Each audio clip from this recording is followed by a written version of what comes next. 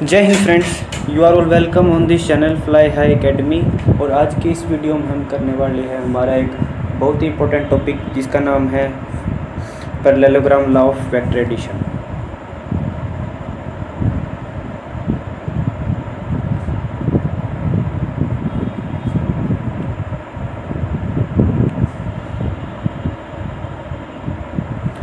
ये टॉपिक हमारे 11th class 12th class plus higher education के अंदर बहुत ही इम्पोर्टेंट टॉपिक है।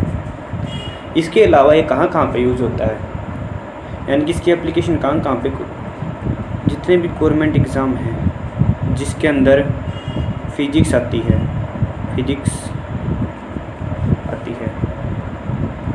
ये हमारे इम्पोर्टेंट टॉपिक के अंदर तो है। इसके साथ साथ जो हमारे लेक्चर बनाने का मेन मकसद है, ये हमारा मेन मकसद है स्पेशल एनडीए और सीडीएस में पूछे जाने वाले क्वेश्चनों के सॉल्यूशन के लिए। उसके अंदर किस टाइप के क्या क्वेश्चन पूछे जाते हैं, ये सब चीज़ें हम इसके अंदर करेंगे। तो इसके अंदर सबसे पहले हमारे पास आता है एनडीए के लिए। एनडीए में सबसे पहले पूछा जाता है कि पैरेललोग्राम की लॉ से जो एप्लीकेशंस है एडिशन से रिलेटेड, वो एप्लीकेशन कहाँ कहाँ पे कैसे कैसे यूज़ होती है, वो है सब कुछ।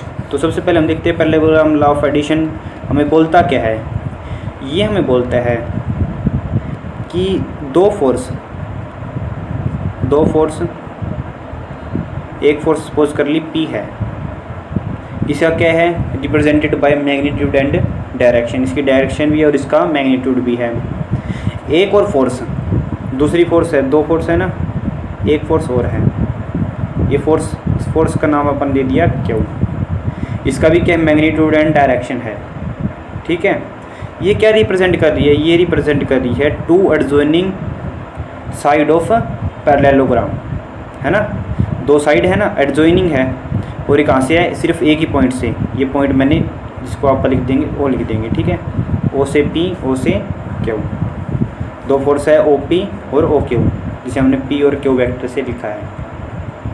तो इसका रिजल्टेंट क्या होगा, इसका रिजल्टेंट होगा जो इस पैरेललोग्राम का क्या है, इस पैरेललोग्राम का हमारे पास है डायगोनल हम ड्रॉ कर लेते हैं। ये डायगोनल हो गया, ये डायगोनल है ना, इसका रिजल्टेंट है।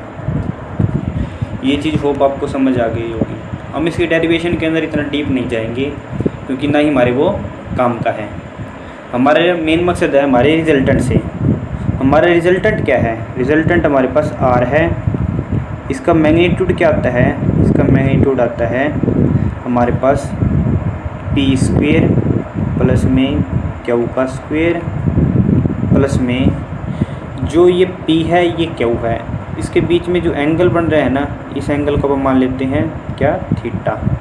इस एंगल को अपन क्या मान लेते हैं, theta, plus 2PQ cos theta. ये हमारा इसका क्या है, मैग्नीट्यूड है रिजल्टेंट का। ये आपको याद करना पड़ेगा।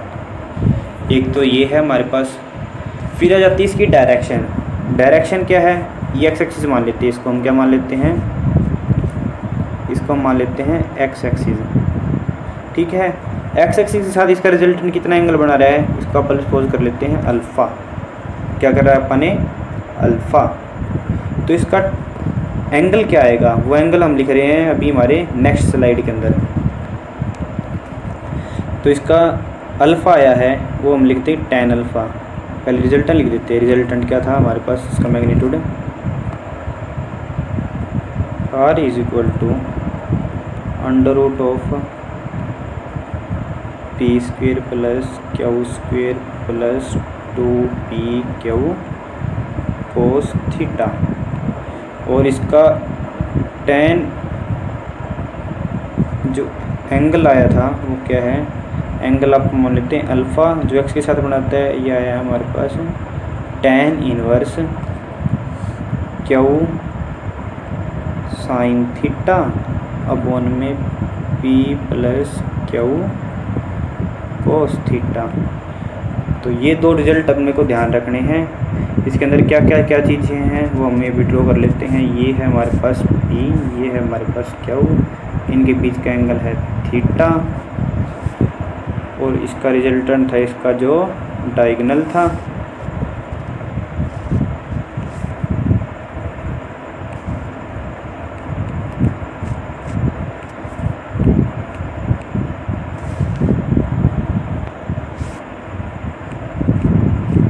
ऐसे ड्रॉ कर लेते हैं।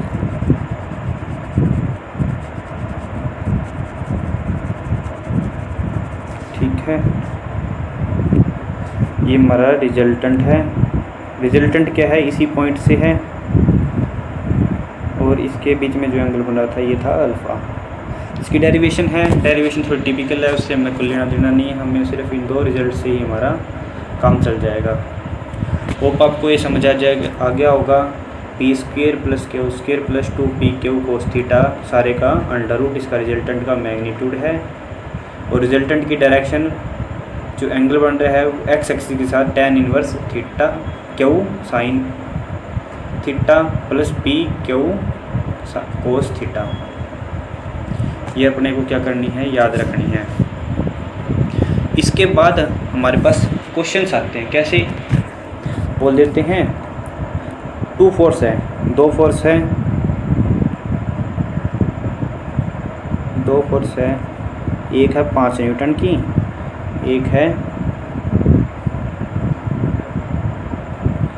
4 न्यूटन की। ठीक है, तो इसका रिजल्टेंट क्या होगा, रिजल्टेंट का मैग्नीट्यूड, और इसके बीच में जो एंगल बन रहा है ये एंगल कितना है हमारे पास। सिंपली अपन लगा लेते हैं, अपन लगा लें कोई भी 60 डिग्री। इनके बीच का एंगल कितना है 60 डिग्री। इसको आप इरेज करके दोबारा से लिख देते हैं 60 डिग्री, इसको बढ़ा देते हैं। ये 4 न्यूटन, एंगल कितना है 60 डिग्री। रिजल्टेंट कितना होगा, रिजल्टेंट का अपने को क्या पता है, इस 5 का स्क्वायर प्लस 4 का स्क्वायर रूट के अंदर 25 प्लस में 16 प्लस में 2 इंटू 5 गुणा 4 2 ब्रैकेट 5 ब्रैकेट 4 इंटू कोस 60, यही आएगा। तो इसका रिजल्टेंट कितना आ जाएगा, रूट के अंदर 25 और 16 41 प्लस में 2 20 40 हो गया। 40 कोस 60, कोस 60 होता है हमारे पास 1/2, यानी कि 40/2 20। 41 प्लस 20 कितना हो गया हमारे पास, अंडर रूट 61 न्यूटन। ये हमारे पास इसका रिजल्टेंट आ गया। अगर वो पूछ ले इसका क्या है, डायरेक्शन क्या है, इसकी डायरेक्शन क्या है, अल्फ़ा निकालना है। अल्फ़ा कैसे निकलेगा,